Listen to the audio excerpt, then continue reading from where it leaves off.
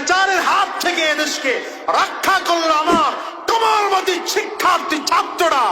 আর এদেশের চাঁদাবাজ গুলো রাস্তা দখল করে করে চাঁদাবাজি করছে, ঠিক কিনা বলেন? স্পিড বোট কার দখল করে এরা, বাজার দখল করে এরা। খাওয়ান বন্ধ হয় নাই। আগে লাল মিয়া খাইতো, এখন কালা মিয়া খায়। আগে মামায় খাইতো, এখন চাচায় খায়।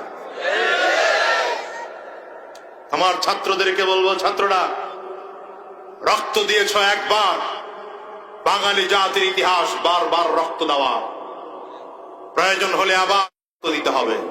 কথা বলেন না কেন? প্রয়োজন হলে আবার রক্ত দিতে হবে।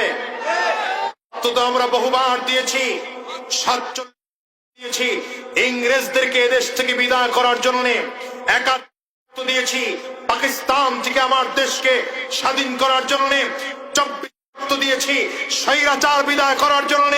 প্রয়োজনে আবার দেব, প্রয়োজনে আবার দেব, আমার দেশের জালেমকে উৎখাত করে ছাড়বো। দুই হাত উঁচা করে চিল্লায় বড় ঠিক।